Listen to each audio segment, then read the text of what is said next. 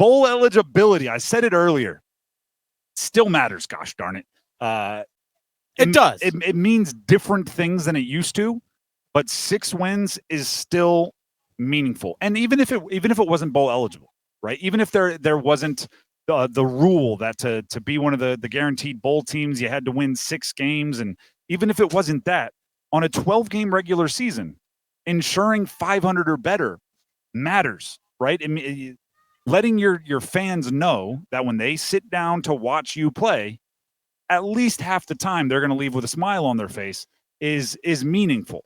So if you look at the teams in the triangle right now, Duke's sitting at 5-5, NC State 5-5, UNC 4-6, and they all have 2 games left.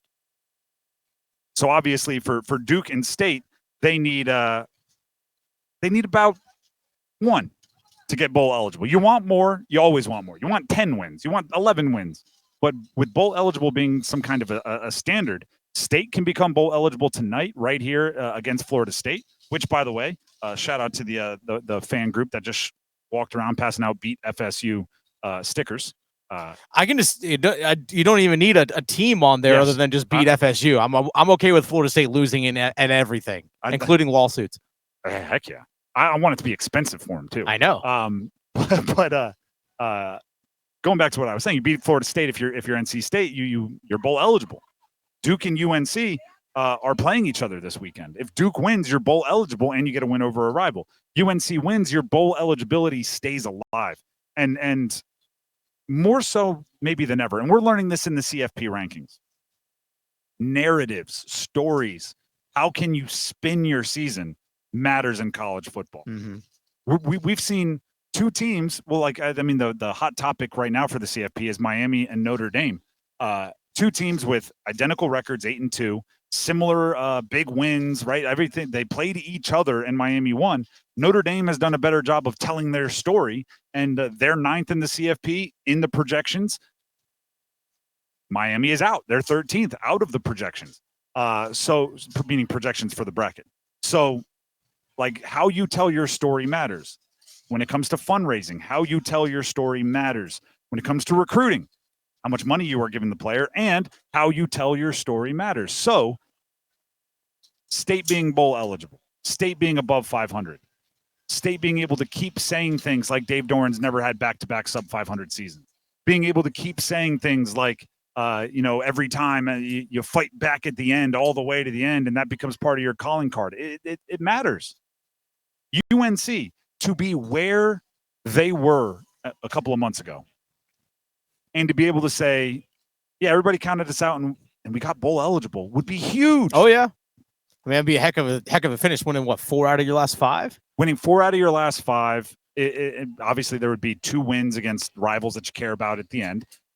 It'd be a huge part of the story of Bill Belichick's first year would be he showed up. It didn't go the way they planned, but he's such this good, amazing coach that he kept working and got 1% better every day until eventually they won and went to a bowl game. Like, it becomes a different story. If you're Duke, this is what Duke, right? Because Duke is 5-5. They play UNC if they win, they're bowl eligible. And then there's another opportunity. I think it's Wake at the end of the year to potentially win another. Duke gets to raise their floor, mm-hmm. right? Because starting with Elko's first year, then Elko's second year, then Diaz's first year, we've seen, 8 wins, 9 wins. They're raising what the expectations are. This year has not gone to plan. No. They've lost a bunch of games that I think they understood if they put all their potential together, they would have won. But if you're Duke football, and I want to be clear, that came with a stigma for most of my life. If you're Duke football, and you can say we had the bottom end of our possibilities. We had a bad year. And we're going to like the 4th best bowl in the ACC. We're going to a high-level bowl. We're going a high-level relative. We won 7 games, closed on a win streak, and we're going to a bowl. When, again, for most of my life, the bottom level for Duke football was like 2 wins and a lot of embarrassment. You raise your floor by how well you play to close out a quote-unquote bad season, right? You want your bad seasons to be pretty good.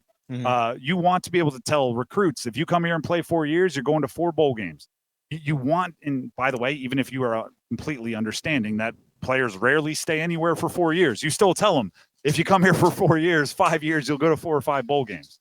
It's important. So this weekend is a big punching your ticket weekend for these teams, or keeping your hopes alive for these teams. And you'd like to avoid it if you can, going all the way down to the wire in the last game. And speaking along the lines of bowl games, because we've seen this trend over the last couple of years with the transfer portal, that you see after the season, guys hitting the transfer portal and they don't play in the bowl game. Mm-hmm. Remember, that transfer portal window doesn't open until January 2nd now. Mm-hmm. So now that's just like, well, I might go to the transfer portal. I'm not entirely sure yet.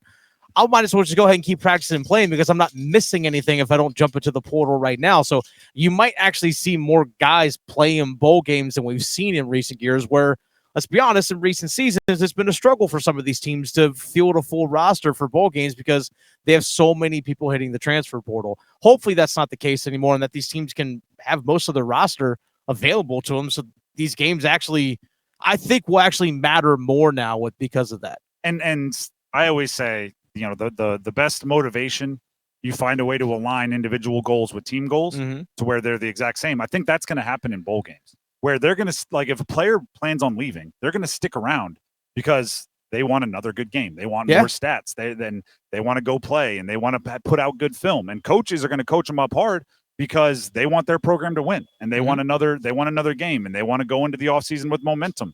And we are not going to know the difference. No, right? We're not going to know why a player is out there, working hard and practicing. We're not going to know, which, by the way, is kind of how it always was. Yeah.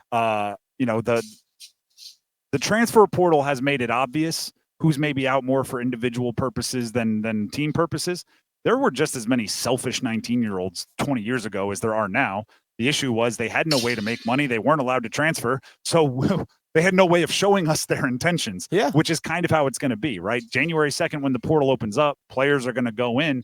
We're not going to know what their motivation was at the end of the season, or what their motivation was in the Beef O'Brady's, salad bowl. We're not going to know. But either way, it's going to be fun for us to watch. And coaches get 15 more practices, whatever it is, to maybe convince guys to stay and show that you're a big part of the future, even if you weren't a big part of this season. If I remember correctly, Jordan Waters, who transferred to NC State from Duke, played in the bowl game, even though he said, I'm transferring, still played in that bowl game for Duke. I always wonder what those relationships, like, how good was your relationship? Yeah. That you can say, I'm leaving, but I've been so upfront with you about the process. I've worked so hard for you that you're still going to let me play in the bowl game.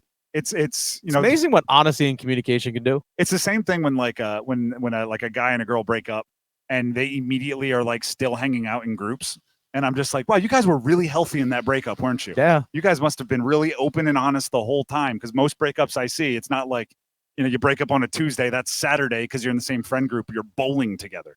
Like it's a different beast. But I think most breakups in the transfer portal are less cordial. But there are some, like you said, of Jordan Waters who, everybody's kind of on the same page.